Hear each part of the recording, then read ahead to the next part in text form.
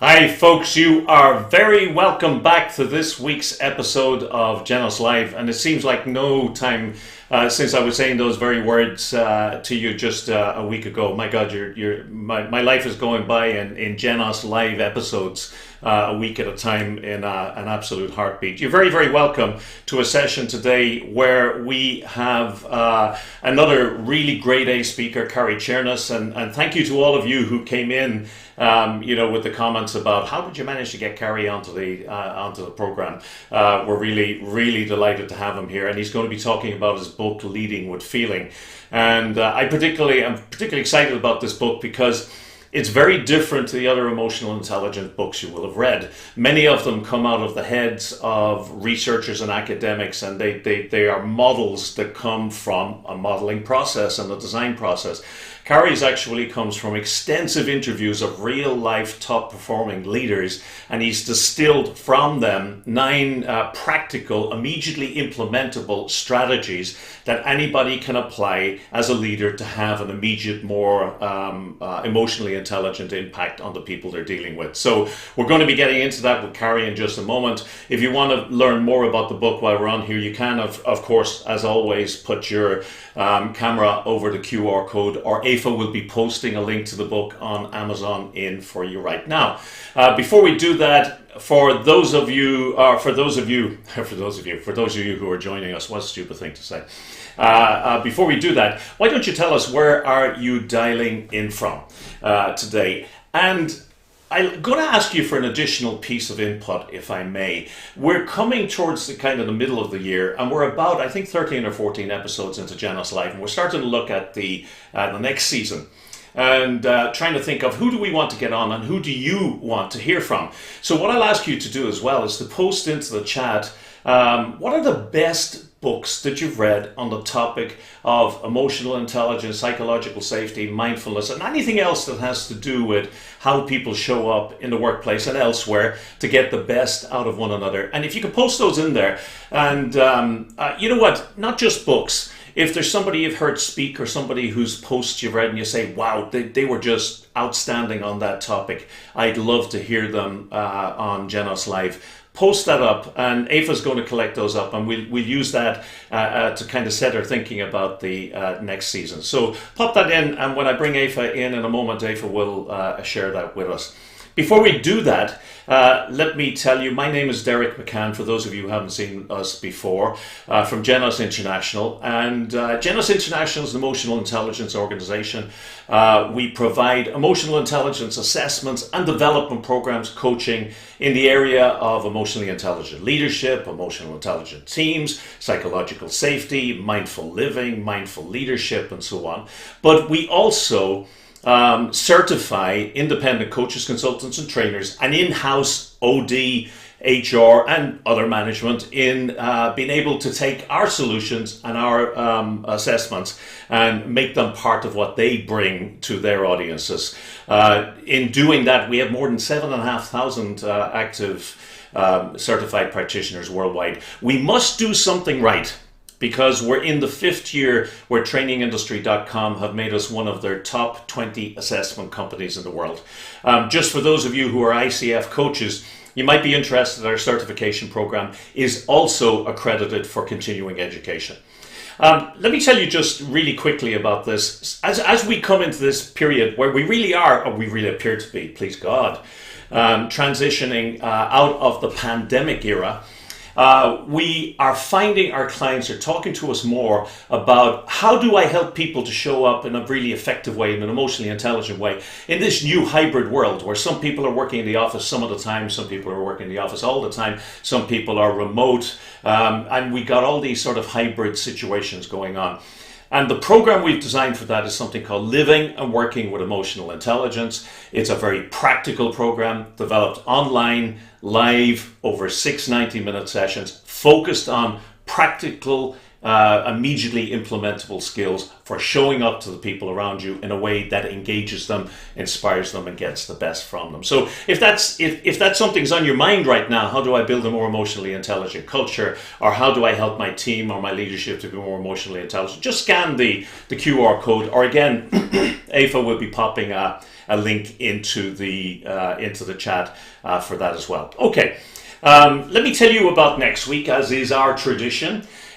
Some of you, or many of you, came back and you were really raving about the session we did 4 weeks ago that talked about how to get on a TEDx stage. So how to get yourself as a TEDx speaker, because that's on a lot of people's bucket lists. And the lady who facilitated that for us was Camila Long, who is on the screen there now. And we had 4 curators from 4 of the more successful TEDx events in this side of the world. And they talked about how do you get on the stage. At that time, we built that we'd be bringing Camila back to talk about, now that you're on that stage, how do you build a killer TEDx talk? So next week, Camila's going to come in and she's going to talk about how to give a successful TEDx talk. But some of you are not interested in being TEDx speakers. So this is going to serve double for you. If you're targeting the TEDx stage, it's going to be perfect. But she's also going to talk about how do you create and deliver your signature pitch or your signature speech. So real great opportunity to hear from somebody who has coached dozens of TEDx speakers on their talks, and that's next week. Again, if you want to, you can scan the QR code using your camera. So with that said, in a couple of moments, we're going to bring in Cary. Cary is part of a panel of really grade A experts that we have coming into us week after week. If you are already signed up to get reminders, well then this message is not for you. If you have been through a few of these and you think, ooh, this is good, well then Aoife is popping a link in now for where you can register to get a weekly reminder for the sessions that we're doing. Okay, we're going to bring Cary in a moment, but before we do, let me bring Aoife in and just ask her, hey Aoife, what are people telling us, 1, about where they are, and 2, about what are the best books that they've read in the last while, and who should we be trying to get here in on Genos Live? Hi Derek, good to be back with you guys. Yeah, we have lots of folks joining us from the United Kingdom, from Northern Ireland, some familiar faces joining us from Tennessee, from Virginia in the United States, from India, Bournemouth in the UK, Normandy, and Dublin, Ireland as well. So all over as usual. Great. Lots of great feedback on the books. One in particular I've just bought. It literally arrived this week.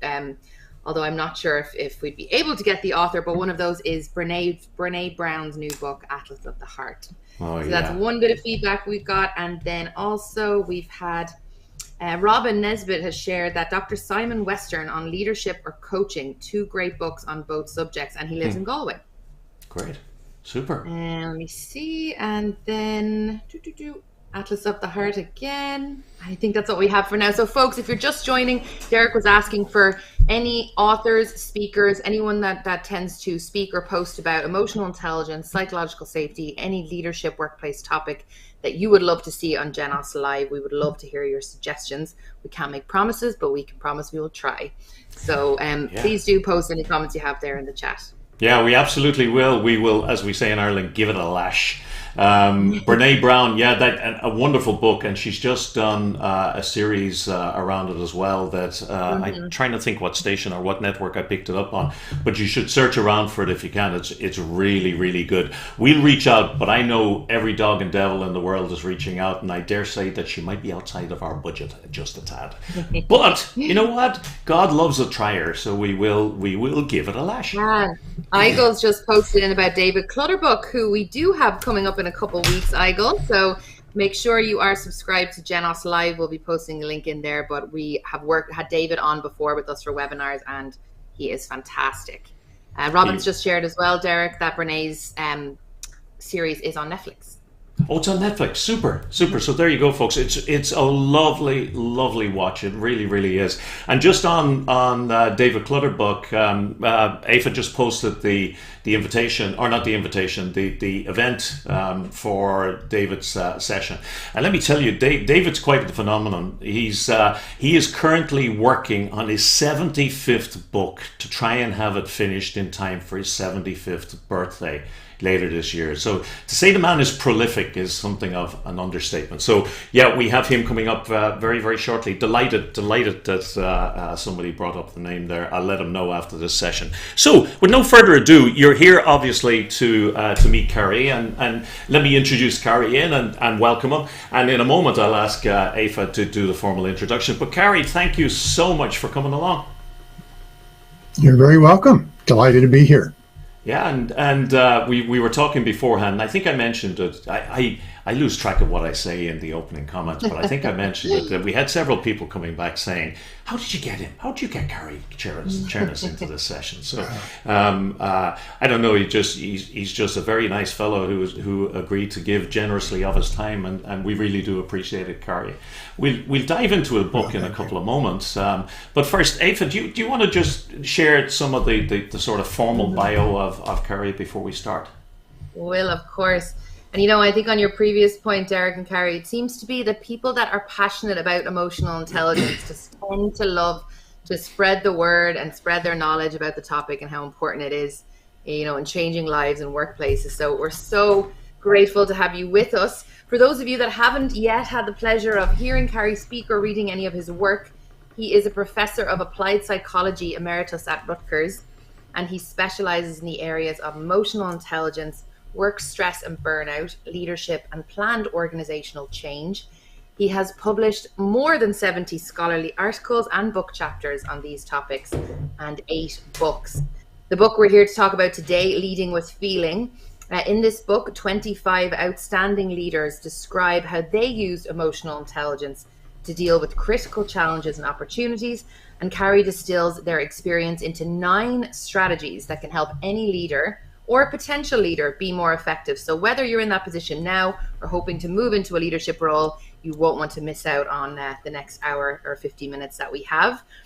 So I'm so delighted to have you with us, Cary. I'm going to be here behind the scenes. I'm assuming we'll get lots of questions in the chat. So I'm going to hop off camera, be keeping track of those, and I'm going to leave you to have a chat with Derek. So I'll leave it to you guys. Take it away.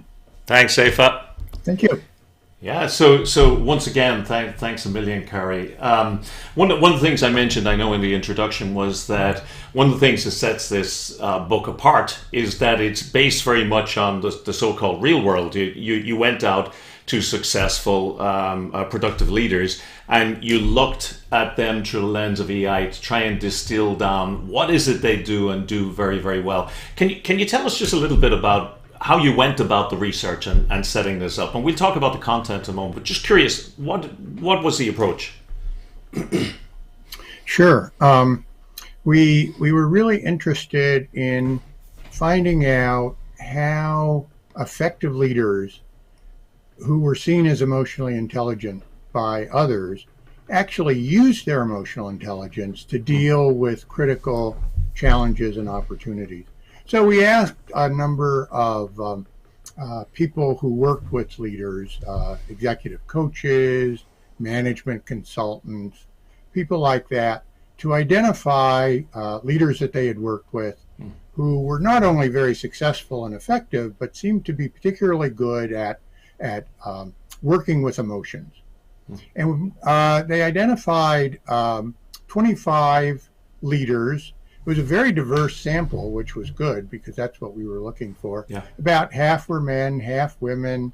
We had CEOs from large companies. We had presidents of smaller family businesses. We had people from nonprofits, and they were all mid-level to high-level executives. And we spent an hour or two with each of these people, and we used a technique called the behavioral event interview. There are a lot of different variations. What we did in our interviews was we started by asking them to think about some situations in which they had to use or manage emotion, either their own or the emotions of others, to deal with either a challenging situation or an opportunity. And we actually came up with 126 incidents. Wow. Or situations. So we spent more than a year, I think. By the way, I keep saying we because my co-author, Cornelia Roach, was very much involved in this process as well. So we poured over these transcripts, and we used various kinds of qualitative research methods for analyzing the data. And what ultimately emerged were a number of strategies that these leaders were using to kind of leverage their emotional intelligence in a way that helped them to be as effective as they were. So what we decided to do was to try to whittle it down to a smaller number of strategies, and we did it mainly on the basis of frequency. So all of these strategies were used in at least one situation by over half of these leaders. And that's how we ended up with those 9 strategies. Okay, and what's interesting there, just in what you're saying, is that these folks tended to share approaches and strategies in common, and they probably weren't for them strategies; they were just about the way they did things, but they shared them in common. Right. So, and I think that's what makes them compelling. When one reads the book, what makes the book very compelling are the examples and the real life situations that came from the interviews. But that's something I have to say that I hadn't picked up, that sort of cross, the fact that these strategies cross from one person to another, which makes them, I think, even more compelling. Now, when we were talking, when myself and Cary were talking, and we were setting this up, we were saying, God, how we don't want to throw out any of these strategies, but the idea of covering all 9 in an hour or less is probably not practical. So here's what we came up with, and it's a terrible thing to do to Cary, but what we came up with, let me just get this, was we said we'll take an approach of Cary looking at the list of 9 strategies. If we only had time to talk about one, which one would be the one that you talk about? It might be the elevator pitch EI strategy, and we'll kind of rinse and repeat that a couple of times until we run out of time. And for the folks who are watching, while Cary's talking about the first one and we call him in on that, why don't you be thinking and say, hey, what would you like to hear him talk about out of that list? So I'll leave it up there for a few moments, and then I'll make him full screen again. So why don't you put your thoughts in there? Have a quick look and put your thoughts in. So Cary, that unfair question, if we only had time to talk about one of these, which one would it be for you? Yeah, that is a tough question. It's sort of like asking a parent, which child is your favorite child. Yeah. So, but I think for a number of reasons, I would start with the first one: monitor the emotional climate. It was mentioned by more than half of the leaders we interviewed. When I say mentioned, they described incidents in which they actually did this. Right. But in addition to that, I would focus on this one first because it's the one that's really linked to what most researchers and theorists in the field see as the foundation of emotional intelligence, which is the ability to perceive and be aware of what you're feeling and what other people are feeling at any particular point in time. Because if you're not really aware of what's happening on the emotional level, it's going to be very difficult for you to manage your emotions, for you to develop effective relationships with other people. And so what we found was that the way that these leaders were using that core emotional intelligence ability was they were monitoring the emotional climate almost continuously. I mean, they would walk into a meeting and immediately their emotional antennae would be, okay, what's going on here? What's the climate? What are people feeling? Are they really engaged, active, enthusiastic? Are they kind of, down? and then they would use that. Let me give you one of our best examples of this. Yeah. This was the CEO of a large architectural and engineering firm. And this firm, which was one of the most successful in the business, had been going through some tough times. In fact, the whole industry was. And recently they had to lay off some of their employees for the first time in the firm's history. So the top management team would meet every week. And as you might imagine, the emotional climate was pretty bleak in those meetings. And finally, there was a meeting where the COO gave a financial report that was actually pretty good. The numbers were starting to move up rather than down. And so he finishes the report, and nobody says anything. There's like no reaction at all. And the leader, the CEO, who was one of our 25 leaders, very emotionally intelligent, before they moved on, she said, "Hey, wait a second, you guys. This is really great news. Before we move on to the next report, let's take a minute or so and just sort of think about and talk about what we've been doing, which has really helped us to start, moving out of the woods." And so they did that. And of course, as they started talking about all the great things they were doing to make this happen, the whole atmosphere lifted.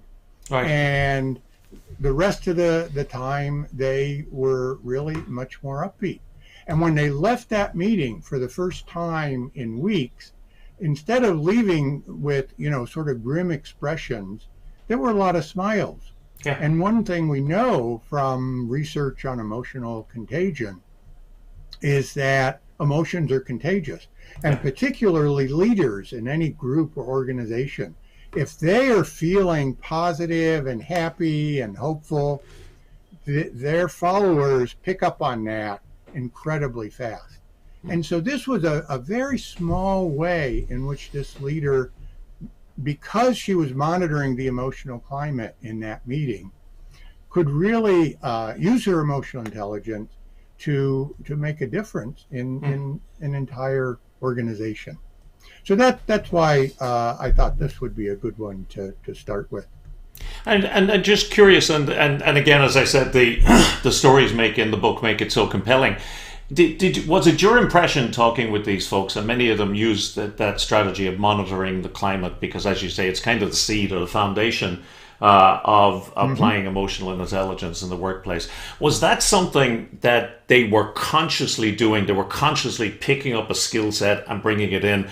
Or was it just who they were and they just that was just their way? It was both, actually. Yeah. We had people who, like this particular person, she was not only very, very effective as a leader and emotionally intelligent, but she was one of the leaders who could really talk about what she was doing on an emotional level. And I think part of it was because she went through a fairly intensive kind of training experience with a consulting company that made her much more aware of, emotional intelligence and what it was all about. We had other leaders who had no idea they were doing this, but as they described the meeting, and we asked follow-up questions, how did you prepare for that meeting? What did you think when you walked into the room? It was clear that they were doing a lot of that. Not always, by the way. Sure. I mean, that would sort of, get in the way of doing the work. Yeah. But during the meeting, every few minutes they would sort of go back and check in on what was happening emotionally. And so that being the case, let me ask, and it might be an unfair question to try and distill it down, but so for people who are listening and they're saying that makes perfect sense to me, and I think it will, monitoring the emotional climate makes perfect sense. If you were going to do a program and you were going to help people to get into kind of making it habitual normal for them, or a new normal for them to monitor it, is there any tip or trick you'd suggest for here's something to do to make it habitual? Does that make sense? Yeah, I think the best thing to do is to um, take a meeting, and this could be the next meeting that you're involved in. It probably should not be a meeting that you're leading.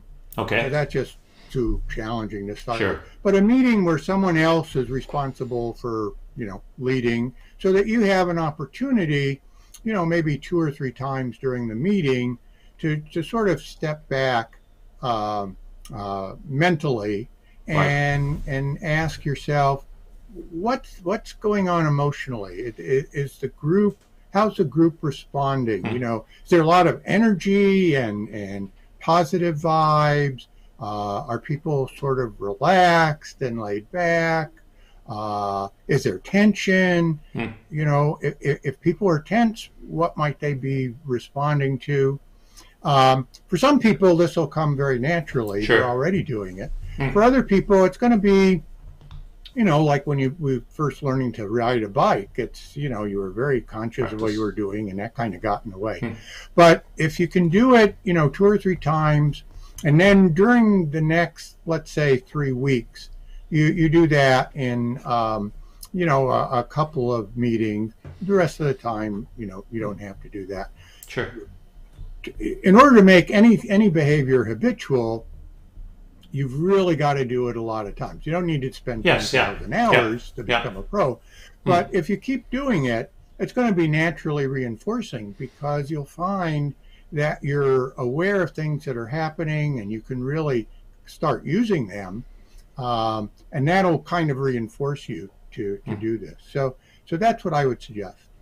Yeah, and it sounds very, very sensible, because obviously, and you mentioned emotional contagion, the fact that emotions are contagious means that we are all entirely capable of tuning into the emotional climate anywhere. It's just a question, I guess, of doing it more consciously. Maybe when you're putting something in your diary for the reminder comes up for a meeting, it says you're meeting Cary Cherniss, and in brackets, note the climate, or monitor the climate, or whatever. It makes all the sense in the world, and it's one of the great things, and in some ways frustrating things about what you write in the book is you read it and you say, that makes so much darn sense, and then in your back of your mind you're saying, why don't I do it? Why am I not doing this? Why do I have to read this again? So great, super. So the first one is monitor the emotional climate. So that's where it starts. Now I'm gonna open to Aoife, and Aoife, I'll tell you what, I can see you on the screen there. Give me a wave just to say if there's any suggestions in there. If there's not, I'll carry on and we'll get Cary to take a second one. Okay, so no suggestions. So folks, I'm going to put it back up there for a second, just in case you want to put your input. But believe me, Cary can talk about this all day and all night long. So if you don't bring it up, we will not run out of material. So again, back to it. If all we had time was to look at another one, where would you go with this now, Cary? What would be the second, to your mind, most practical, important strategy? I think I'd go next to number 2. Okay. And I'll tell you why. Number 2 being express your feelings to motivate others. Many years ago, a well-known organizational psychologist based at AT&T, Doug Bray, gave a talk. And he said something I never forgot. And that is, he said, the most important thing that leaders do, the most important function, is to motivate other people. Yeah. Because leaders, you're always leading through other people. And it's what leaders are able to do to motivate people that is ultimately going to make the difference in terms of their effectiveness and success. And I think while many of these strategies are in one way or another connected to and supportive of that function, the second one is probably the most direct and powerful way in which the leaders that we studied use their feelings and emotions to motivate others. Let me again give you an example of that. Please. This was a leader, the executive director of a small community-based nonprofit organization that worked with people in the community who were more disadvantaged, didn't have a lot of money. And so a big part of her job was going out and talking with potential funders. And she had a meeting coming up with a group of potential funders that she really was not looking forward to. She had been ill for a while and was just kind of recovering, and she wasn't really excited and enthusiastic when she walked into the meeting. But what she did was to start telling stories about their clients and what their clients were dealing with, and how her organization was helping them. And what happened as she did this, and she said this always happened, is that she started getting more engaged, more excited. It was like an instant panacea for her physical illness. And as she told these stories, and it wasn't just the stories, but also the way in which she told them, the animated, dramatic way in which she told them, the effect that had on her, well, again, emotions are contagious. Yeah. And she could see the listeners start responding and nodding their heads. And that was a feedback for her to start feeling better and better. And it was almost like a dance. Yeah. Yeah. And that was, probably the most effective thing in getting these potential funders to give, or to give more than they might have before they walked into that room. Yeah. And again, we have many examples of that in the book, how leaders use their emotions. Sometimes they use stories to generate those emotions in themselves and others. Sometimes it was an image. Before they walked into a meeting, or before they met with an employee and had to give difficult feedback, they would use imagery. Sports psychologists often help people to do this.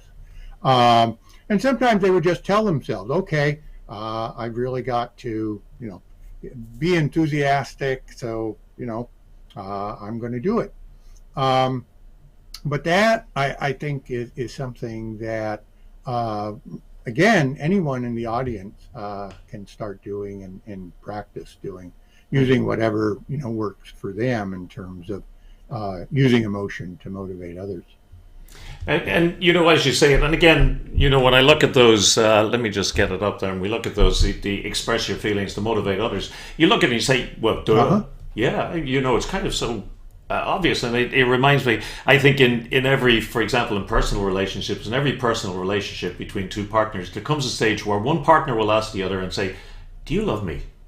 And the other partner generally is really shocked. Oh, I love the bones of you. How could you ask me? Why would you ask? Well, you never tell me. Yeah. And the power of just actually vocalizing and putting it out there, I think, is tremendous.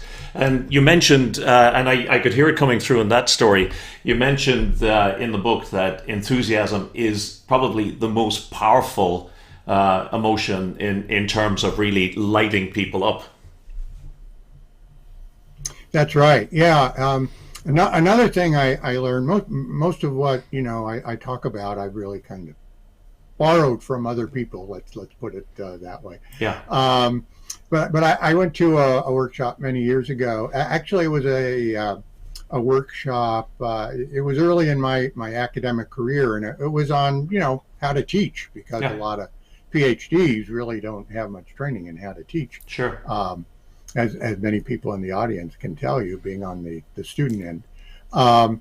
And they had done a lot of research on what makes for an effective teacher. And there were a lot of qualities that emerged. But the one that was most predictive of teaching effectiveness was enthusiasm. Wow. The teachers who were perceived by their students as enthusiastic tended to be seen as the most effective teachers, and their students learned the most. Yeah. And so, I think that's true for anyone in a leadership position. Teachers, after all, are the leaders in the classroom. Sure. Enthusiasm is really key, and it's something that some of us are, again, naturally enthusiastic. I'm sure you know a lot of people who are that way. Absolutely. They walk into the room and immediately, everybody else isn't getting enthusiastic. For other people, it's just not part of their repertoire. Sure. But fortunately, like most of emotional intelligence, it's something that with practice, you can really increase. And the person who's sort of a little bit withdrawn, more of an introvert, they're never going to be, as enthusiastic as someone who's, the life of the party. But we can all, work on becoming a little bit more enthusiastic. I know I certainly did. And I actually saw it in my teaching evaluations. Initially I was scored pretty low in enthusiasm. And after a few years, that wasn't, seen as an issue at all. And it's because it was something I just kept working on. Yeah, and I guess, as you say, sometimes people make the mistake of equating enthusiasm with extroversion, and you can get somebody who's really intensely, quietly enthusiastic, and you feel it even more than you might feel off the big loud guy who's swinging his hands and his arms around.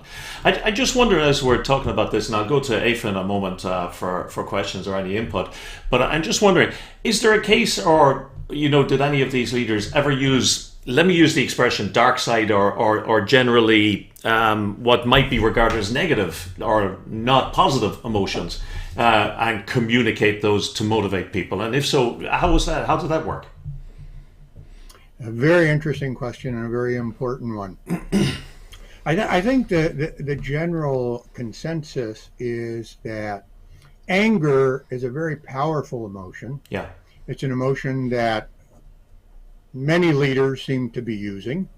But generally speaking, it's probably, it's not only one of the most powerful emotions, it's also one of the most dangerous emotions. Sure. But interestingly enough, and it was not used very much at all, at least not in the incidents that these leaders described to us. But there were, out of these 126 incidents, a handful where they actually did become angry, and where they expressed their anger, and the results seemed to be positive. One more story just to illustrate this. Sure. This was a senior vice president for HR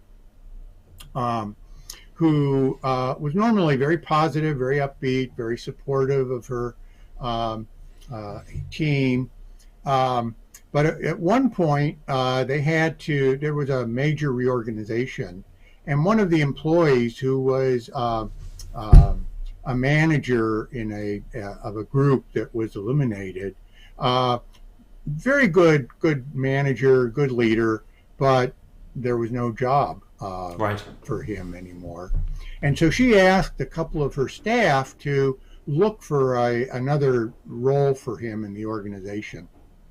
A week later, she checked in with her staff, and she asked them, how things were going, and they, kind of sheepishly admitted that they hadn't done anything yet.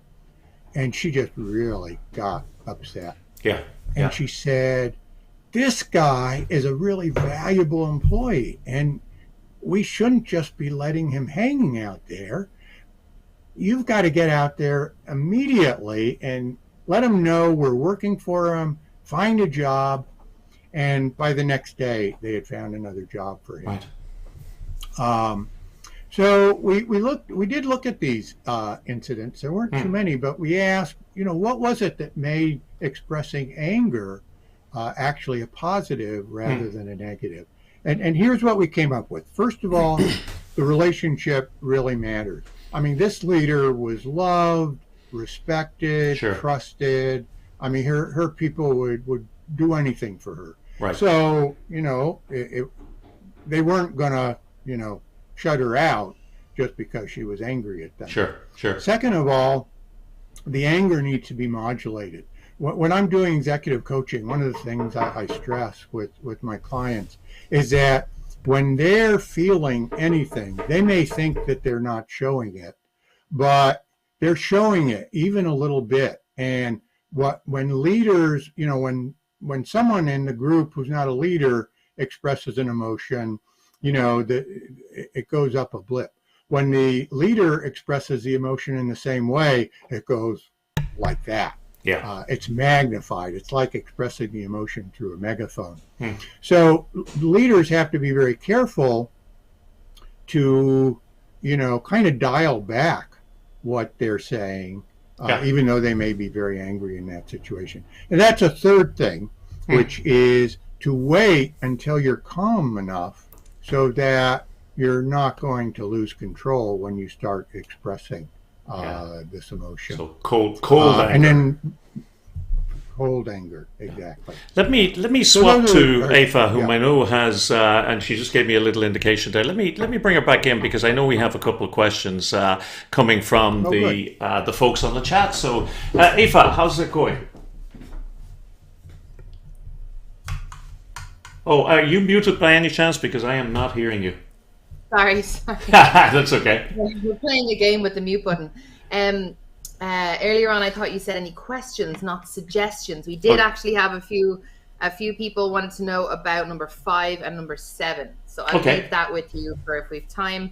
And we did have a question from Lynette on how is deciphering the underlying emotional dynamics different from monitoring the emotional climate? Whoa, somebody has read the book, huh? Yeah. Somebody read the book. Good for you. Yep. Okay, so you want me to start anywhere? Or? Yeah. Please. Okay. Oh, good. All right. Okay, so let me start with the last one. Because I think I can answer that fairly quickly. The short answer is there's not much of a difference between the two. The emotional atmosphere or climate, if you want to differentiate them off the top of my head, I think that's like taking the temperature. Yeah. Does someone have a fever? How high is it on a number of, emotion dimensions? When I think of emotional dynamics, that has to do with more of, what's going on underneath. So the atmosphere is, people are really kind of down, not much energy. The emotional dynamic would then bring in, okay, what might be going on that's contributing to this? We have people coming from all over the world. This is a Zoom meeting. Maybe the problem is that most people are, in a time zone where it's, early in the morning for them, and maybe that's all it is. But maybe, it's something to do with the content or whatever. So, as I said, if you use them synonymously, that's fine. But, if you want to make the distinction, that's what I would do. Yeah. Perfect. Thank you. Of those two strategies, let me take them in the order that I think is important. Okay. Most important. Again, it's difficult to single one out. But Cornelia and I were always intrigued with number 7 because when we think about emotional intelligence and when we think about managing our own emotions as well as the emotions of others, create an optimal interpersonal boundary. We think about strategies like number 6 and number 2. I was talking about expressing your feeling. Strategies that are really come directly from our those parts of the brain that deal with emotions. Putting yourself in other shoes is a way of starting to manage their emotions. But what was interesting about this one, and again, this was a strategy that many of the leaders used in addition to the other ones, was it had to do with modifying the situation in a way that changed emotions in a positive way. One of the best examples of this, and because of that, it's actually easier for some of us to do than actually changing our emotions directly. And let me give you an example of that. This was the president of a wholesale food distributor, and every year he would meet with their major customers, the retailers, to see how things were going, just to check in, and then to see if they needed to renegotiate the contract for the next year.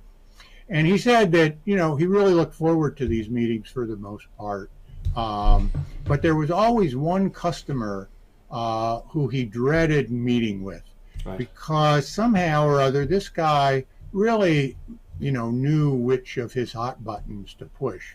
And he would immediately go on the defensive and be anxious and angry, and would inevitably come away with contracts that were not very favorable to his right. company because of how obnoxious, for lack of a better word, this customer were. So he was talking to one of his friends who also was a high-level executive in another company.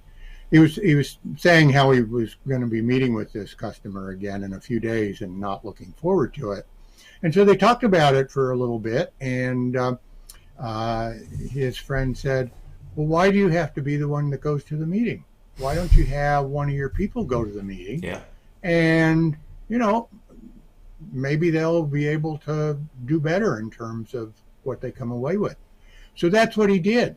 And I think he sent his second in command. The guy came back and he said, Charlie, it went fine. And look at the contract that we got.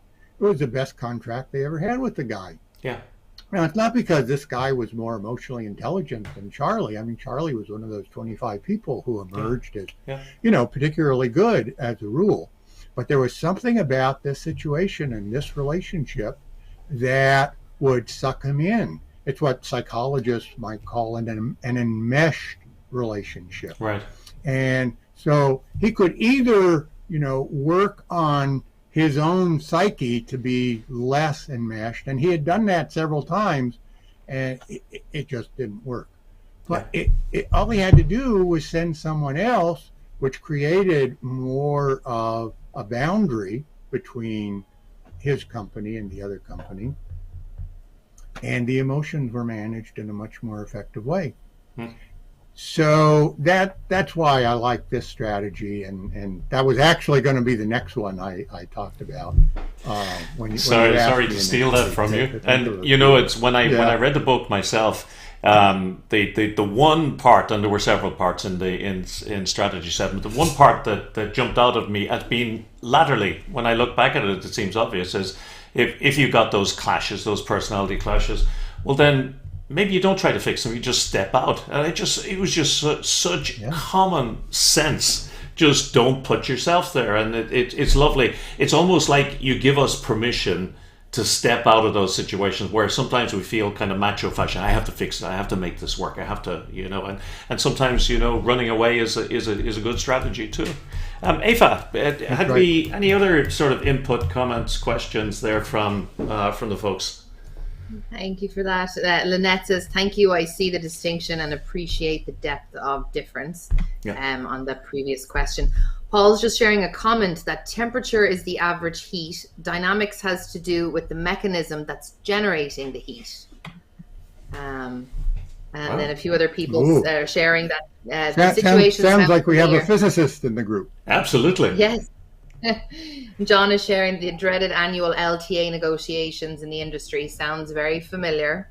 Yeah. And Rad has said, thank you for sharing the insightful findings of your study. So that's what we have for now. So back to you, Derek. Okay. Yeah. Thanks a million. So I'm looking down there and I'm saying, we have about 9 minutes left in this. And I'm just wondering, what would be your dying 9 minutes if you had to pick another strategy from this, Cary? Oh, okay, good. If I do this fast enough, we could cover all 9. No, hey, I don't think rock and roll. Let's see. Yeah. Let's see. Okay. I well, number 5 was mentioned before. I think a good example of that. I'll go back to one that I already mentioned, and that'll save a little bit of time. But the one with that company that had gone through bad times, where people were feeling kind of down at the meeting. That was a good example, because not only was the CEO using number 1, monitoring the emotional climate, but she also was able to figure out that if they just let that pass and went on to the next item on the agenda, they really wouldn't be experiencing to the fullest extent the good news that occurred. I mean, they had been down so long, they almost, didn't recognize it. Yeah. And so that's an example, I think, of what I mean by deciphering the underlying emotional dynamics. We can come back to that if anyone wants another example. But I have a great story to consider how your behaviors influence others' emotions. Right. This was a principal of a public school that was located in a major American city in the Southwest, city with a very large percentage of the population living in an area that was served by this school, very disadvantaged, a lot of broken families, a lot of unemployment, poverty. It was a kind of school where it would be difficult for a principal to be successful. And she was outstanding. She was known nationally as one of the best principals of a public school. And so I was talking to her, and she said something really interesting about, how she was able to keep her staff motivated, and how she kept herself motivated, for that matter. And she said, what I do is very simple. When I get to school in the morning and I park my car in the parking lot, I don't go walking directly into the school. I sit there and I take my emotional temperature. And if I'm not feeling really positive and excited and enthusiastic, I don't go in. I just sit there, and there are a few things that I can do that typically enable me to overcome whatever is contributing to that, and to start getting enthusiastic again. Images, remembering things that happened the day before that were really great, and when I feel like I'm ready emotionally as well as physically, that's when I get out of the car and I walk in. And that was such a good example of how a leader considered how her behaviors influenced others' emotions and actually did something about it. And you know what I kind of like about that, is that she had made that habitual by making that she pulled into the car park, she switched off the engine, and that was the, if you like, the trigger that said, okay, check in with yourself. And so right. It became kind of ritualistic almost, and I think that's probably something we could all learn from, that maybe stopping for a beat before you go onto that Zoom call, or stopping for a beat before, as you say, you go into the building, or stopping for a beat before you go into the house, home from work at night, just say, okay, how do I want to be in here, and to know. And I think what's really powerful is she knew how she wanted to make those people feel. She knew how she wanted her contagion to be effective, and it wasn't random. It really is. It's a powerful example, and it's one that brings us to 4 minutes from the end. So I'm going to thank and I'm going to bring Aoife in just to help me with that, and thank you very, very much for Cary. It really great, and I know we could go on with this, and we could spend an episode on each of these strategies. But I walk away from this knowing that you've given folks some really good practical stuff that they can get their teeth into and start to apply right away. So for that, thank you very much. I hope you can hang around for 2 minutes just while we we say goodbye and have that last hug with folks, just so I can formally thank you in the back, in the green room, as it were. So again, thank you very, very much for that. So folks, let me just go back here again. Yep, and get you. So there again is the code for connecting, or for, I beg your pardon, if you want to go and get Cary's book. Aoife has already posted in the link for that, and I can tell you it's well worth reading, really well worth reading. Next week, as I said to you, we have Camilla coming back, and she's going to do how to give a successful TEDx talk, or a successful signature talk. So next week we are back to our 8:30 slot in GMT land.